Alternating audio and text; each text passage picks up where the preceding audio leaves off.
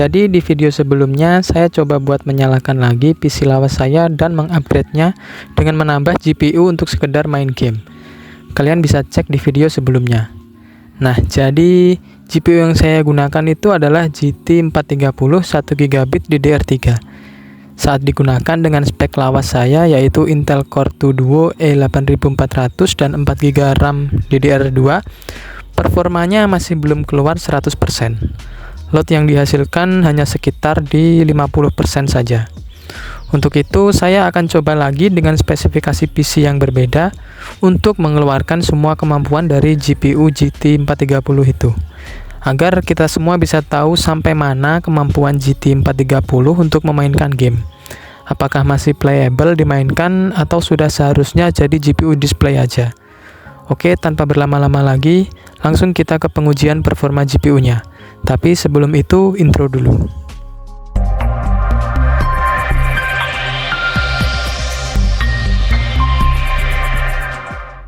Jadi inilah GPU yang akan kita siksa. GPU GT 430 ini rilis tahun 2010.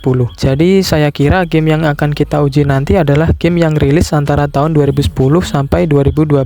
Karena menurut saya, performa GPU ini masih mampu mengimbangi game-game yang perilisannya masih dekat dengan keluarnya GPU itu sendiri. GPU ini termasuk GPU low-end dari Nvidia. Jadi kita harus turunkan ekspektasi kita sebelum bermain game. Karena tentu saja jika kita mengejar 1080p rata kanan akan sangat sulit dimainkan dengan GPU ini. Untuk spesifikasi yang saya gunakan di sini adalah Intel Core i5 3470 dengan 8GB RAM DDR3. Saya paham spesifikasi yang saya gunakan kurang cocok karena nanti loadnya juga akan sama tinggi dengan GPU. Jadi kemungkinan bottleneck bisa terjadi jika game yang kita mainkan lebih membutuhkan kinerja dari CPU untuk menjalankannya. Karena untuk sementara hanya ini aja yang ada di sini, jadi saya akan menggunakan PC ini untuk tes performa GPU nanti ke depannya. Semoga dalam waktu dekat saya bisa upgrade PC ini ke yang lebih terbaru.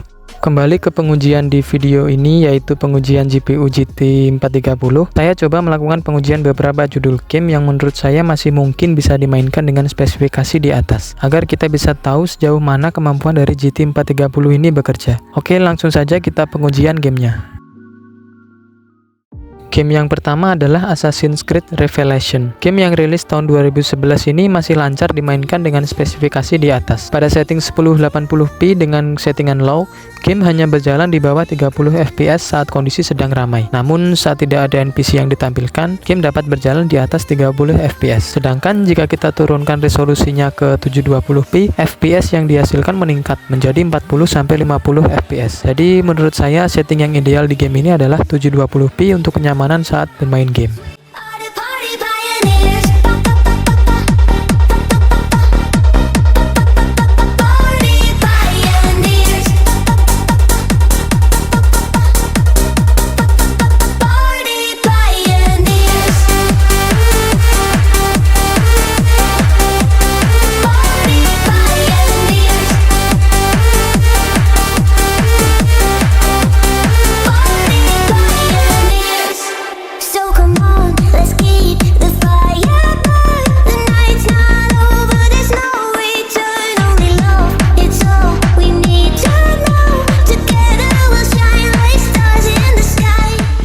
Game selanjutnya adalah Far Cry 3. Saya menggunakan setting low dengan resolusi 720p. Hasilnya, game dapat berjalan di 40 fps lebih, bahkan bisa menyentuh 50 fps.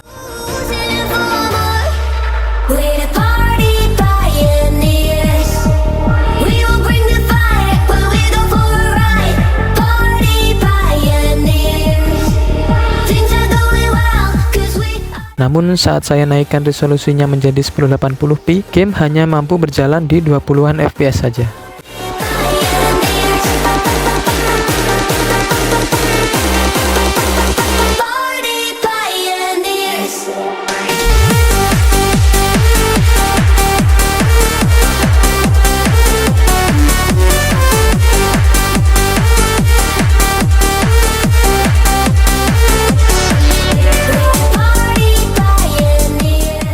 Game yang ketiga adalah PES 2021 dengan patch dari Smoke Patch. Saya coba memaksakan main game ini, pengen lihat gimana GT 430 apa kuat main game keluaran tahun 2020 ke atas. Dan hasilnya game kurang nyaman dimainkan karena hanya berjalan di 20-an fps. Padahal setting sudah low dan resolusi di 720p, hanya kuat di 25 fps.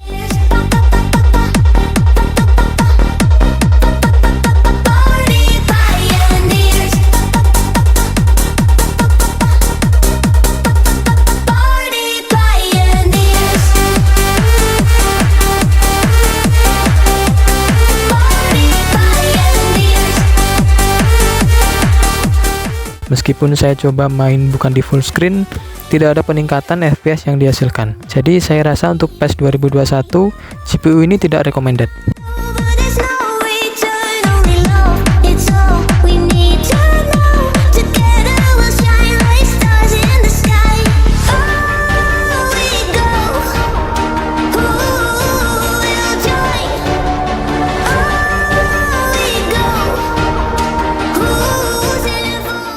Game yang terakhir adalah Need for Speed Most Wanted 2012. Dengan setting low dan resolusi di 720p, game stabil berjalan di 30 fps. Standar fps untuk konsol game, jadi masih sangat nyaman dimainkan.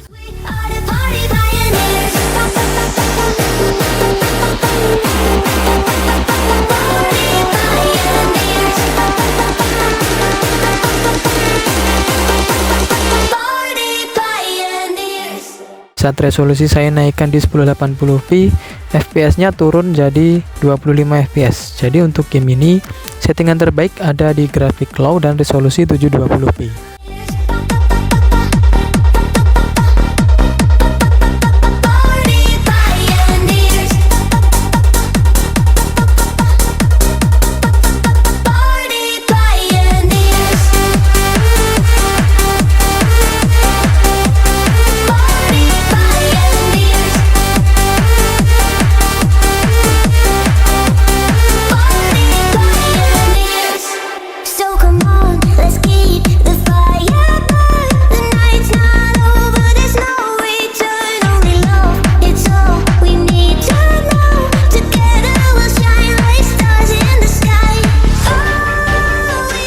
Kesimpulannya, GPU ini masih layak digunakan jika game yang dimainkan rilisan tahun 2010 sampai 2012.